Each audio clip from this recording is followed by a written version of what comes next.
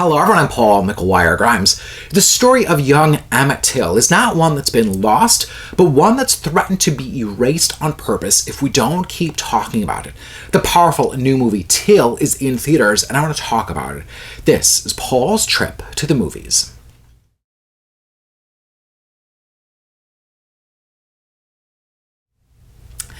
In 1955, the 14-year-old Chicago boy, who's played by Jalyn Hill, waved goodbye to his mom, Mamie Till Mobley, at a train station to go visit his cousins in Mississippi. Now, she's played so powerfully by Danielle Deadwyler. Now, it should have been a fun family visit, but his mother's worst nightmare came true. Mamie receives a call that her son Emmett was murdered and lynched and left for dead in a river. Now, what led to this has been up for debate, but what we do know is that Emmett had an encounter with a white female store clerk. It was then later that night when her family took Emmett out of his cousin's home and killed him. Mamie wanted everyone in the country to know what happened to her boy.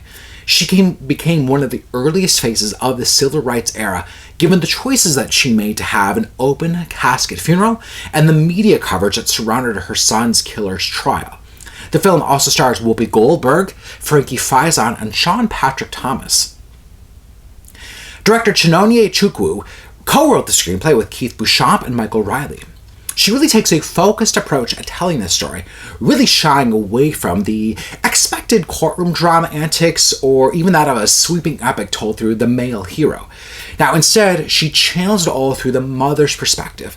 And I think that there's really a deeper connection here for anyone that is a parent to see the story then through that lens.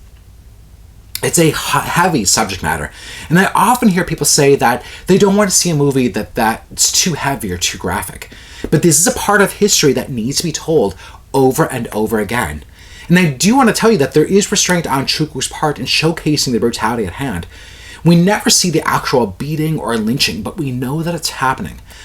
I'd say that the first really hard to watch moment comes with Mamie seeing Emmett Till's body for the first time and then her decision to have an open casket. It was a really powerful move that really made a statement at the time and then should hopefully spur conversation all over again.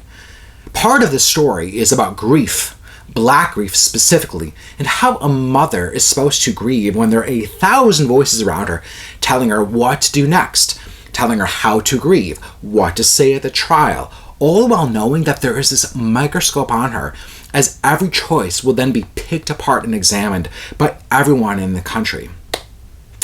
Danielle Deadwyler is tasked to channel all of this as Mamie Till, and really gives one of the best performances I've seen all year. She finds such control in how she portrays this range of emotions that Mamie went through in the wake of her son's death. There are quite a few close-ups of her when you just feel the weight of the world on her. The courtroom scene alone is nothing short of what should win the Oscar.